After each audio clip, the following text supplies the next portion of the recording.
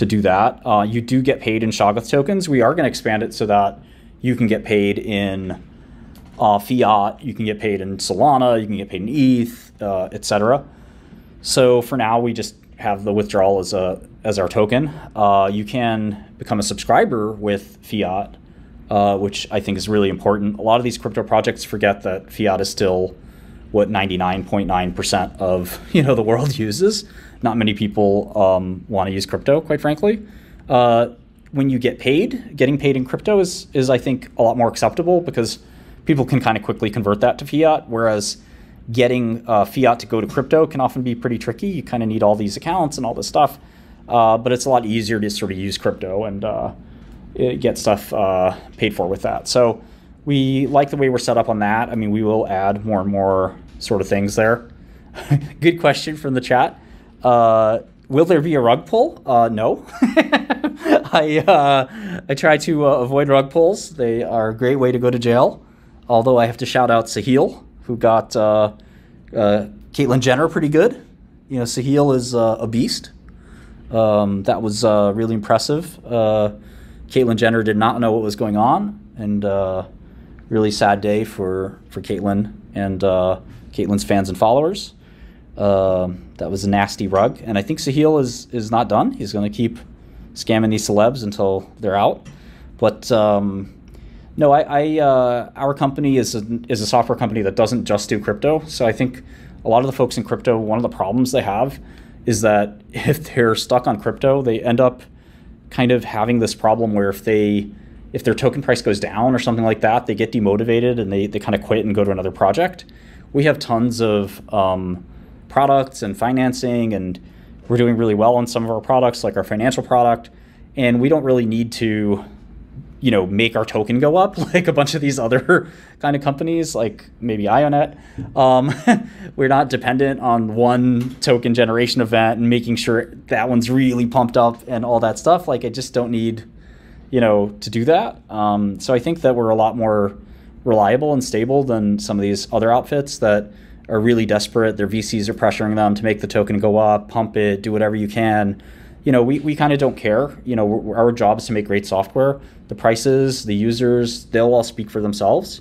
If we do a really good job, our token price maybe will go up over time. If we do a really bad job, it won't. But we're not going to be out there pumping it and buying bots and fake followers and all kinds of stuff like that. I think it's just kind of disgusting. And one of the reasons we made this is because we actually did want to make a sophisticated piece of software that worked.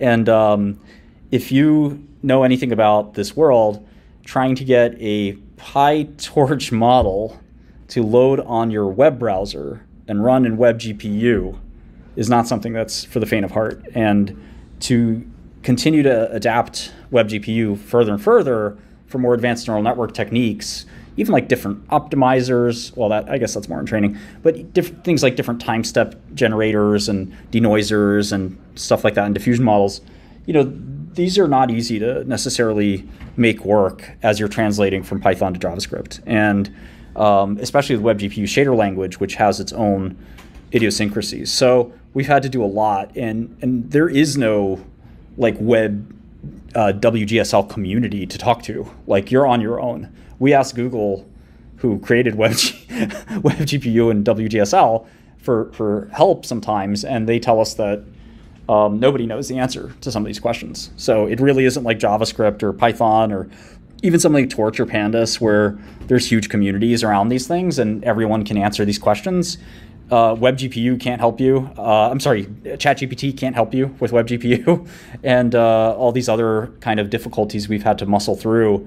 And particularly the biggest one is getting a model size that's more than 4 gigabytes loaded in to memory, which is very, very difficult given the constraints around WASM and WebGPU. But we're able to do that. And I think that, again, we could solve some problems for some people out there. And I think that's really important. I think in crypto, there's a lot of people trying to create crypto that doesn't solve problems. Again, with Ionet and things like that, there just doesn't need to be a token, really. Yeah, mute. Sorry, I didn't realize I misclicked, but you have a huge fan in the comments down below. Andre, shout out to him. I don't know if you read his comment yet. Geez, I had a few questions. I'm losing my mind right now. There is somebody asking, I assume you've seen Zenova's 5.3 web GPU demo. Yeah, so I think that the small web GPU demos are pretty easy to do. I think once you get into models that are more than a few gigabytes, they end up being pretty hard. So, you know, I think Zenova does amazing work, but I do think that the Google side has to do a lot more. WASM 64 is still not out yet. WASM 64 has sort of been in development for a really long time. We need the 64-bit word to get bigger models into WebGPU without the tricks that we do. But I would say if Zenova could do a model as big as ours, then I'd be impressed. Sort of throwing down the gauntlet there. But no, Zenova is a brilliant programmer that does a really, really great job. And, you know, somebody that we would love to work with, quite frankly. And I talked to a lot of his colleagues over there at Hugging Face. You know, I do think that this community of JavaScript neural network people is going to grow. And again, there's not going to be much need. Imagine being an AI developer and having to rent a bunch of GPUs when the user's compute can do it. You know, why should I go spend a fortune with AWS, with Lambda, with these other guys when I can just go ahead and have the user use their computer? Bring your own compute is the way we think about it, BYOC. And I think that trend's going to increase, like especially for some of these relatively mundane tasks. Like imagine a classifier. Like, why would a classifier why would that need to be done on a third-party compute? So as you go from like the low-end machine learning all the way up to the extremely high-end, maybe like a mixture of experts or something like that, you know, the lower end can be done on the user's hardware. And I think somewhere in the middle that sort of separates, and you have to go do it on an H100 or an A100. But for some of the lower end stuff, including image gen, which has now become somewhat low end, you know, we're really reaching the limit of image gen. If you think about it, the stuff we're seeing out of SD3 and Midjourney, I don't know that you get a lot better than that. You know, I think we will get incremental improvements, but the low-hanging fruit is kind of done. I mean, we've gotten what we needed, if anything. Like Mute said a second ago, some of the stuff we're missing from image gen is actually just kind of the edginess being allowed.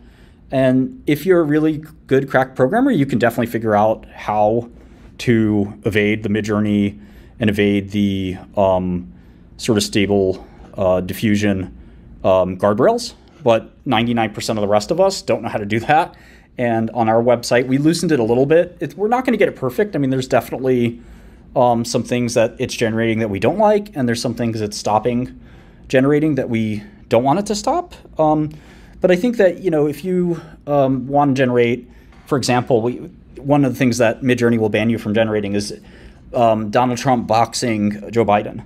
That really is an innocuous kind of image, right? Like, why is that offensive?